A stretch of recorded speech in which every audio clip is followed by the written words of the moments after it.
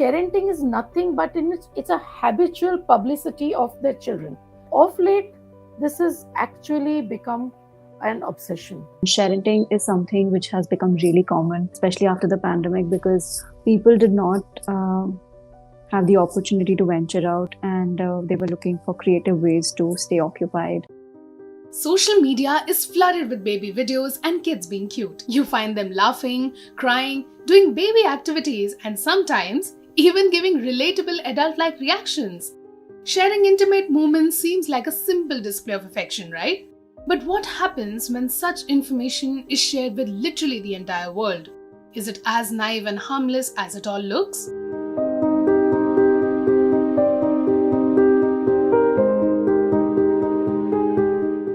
Sharenting, a practice adopted by many millennial parents who overshare a multitude of information about their kids in all forms. It is not restricted to just sharing photographs. It also involves sharing information about where the kids the kids are going to school, how are they scoring, what are they doing, where are they participating, the playgrounds that they are going to, the friends that they have, the brands that they are wearing. When it lands on social media, it's a complicated territory. In the public domain, how much information is too much information? When it becomes, when the sense of obsession hits the mind of the parent, and every recorded piece has to be shared on the media, on the smart device. So they don't care about the dignity anymore at that point. The child has to be shown to the world. That is the basic idea of any parent.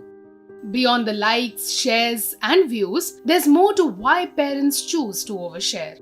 Of course, the biggest part is validation. This generation of parents has lived with social media. They've grown up with social media. So first of all, it's in their habit. See, weddings, they get over in 4 days. So there's not a lot to post about that. But the child is growing up every day. And they would also like people to know about their achievement. So the achievement is not only the child's. They also see their own achievement if the child is reaching a milestone. If a child started to walk, talk, probably they came first in their class, or they achieved something in their co-curricular, extracurricular. So parents sort of put that out as a sense of personal achievement as well. A lot of sense of self is also derived. They look at their children as a reflection of themselves. So what the child wears, how the child lives in their life is also an example of the lifestyle that they have been able to provide for the child. When you hit parenthood, for anyone, it's a sense of pride. A person sees a friend posting some pictures about the child, about her child. And over here, the parents feel that, oh, so if she can display her child over there, why can't we? What happens is the working mothers, they feel, they should not be missing out something about the child. And in that melee, what happens is they go on clicking, they go on doing something, they go on collecting information about the child and posting it. It's all a fake world that we are living in right now, the parents. I have to do it, and it's an obsession. I will do it. Sometimes, most parents believe sharing photos and intimate details about their kids online helps them to be a part of an invisible community of like-minded parents. The good part would be that there's a documentation. A lot of times, phones give up or the phones become redundant, and these pictures are reminders and of memories. I work with special children. Now, suddenly, a parent finding some good things about a child, about her own child. She posts the picture, she posts the video about his progress, about her progress.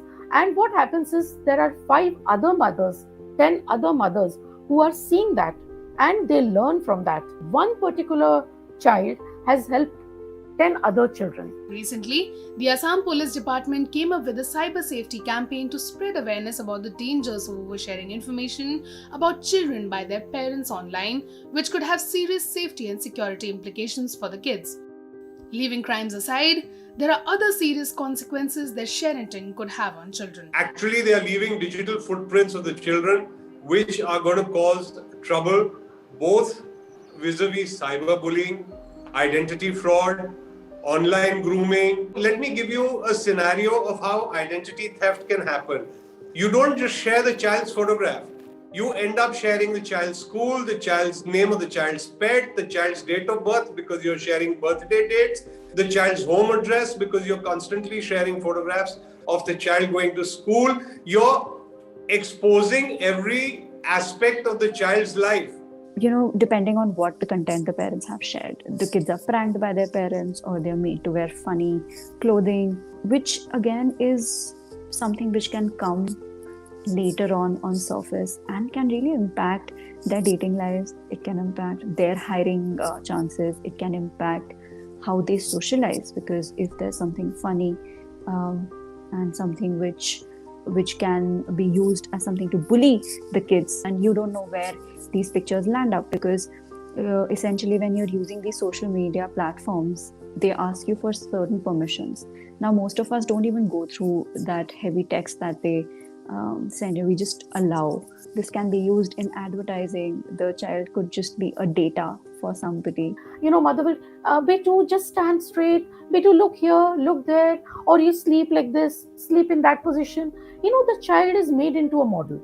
Gradually, the child becomes irritable. That every action that the child is engaging in, when you're encouraging them to talk in a certain way, to look at objects in a certain way, to play in a certain way, to eat food in a certain way, you're also shaping their behavior for the rest of their life. It can impact their confidence, their sense of worth, their self-esteem, and the ways in which they would engage with other people around them. Research has found out that 76% of Indian parents have considered the risks of posting their children's pictures but ignored their own concerns. A study done by Forbes has said that on an average, a parent posts approximately 1,300 images of the child by the time the kid turns 13. According to a study by Barclays, by 2030, sharenting could result in almost £670 million in cybercrimes. So what can be done to make parents more aware?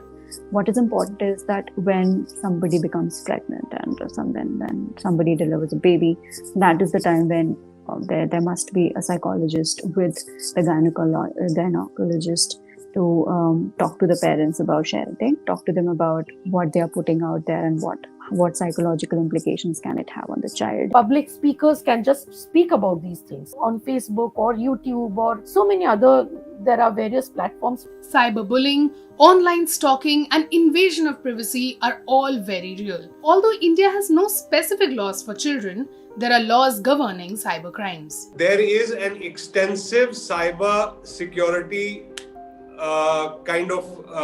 mechanism system available across the country. In fact, the minute a child gets affected by any kind of cyber abuse, cyber bullying, online fraud, should go on to the MHA cybercrime portal. They can report it. It's an all India portal. You can immediately report it there. The country is digital India, and we are way ahead. There is all kinds of remedies available, but people have to reach out and people have to be aware. But then you come back to the same question. Why put your child in such a situation?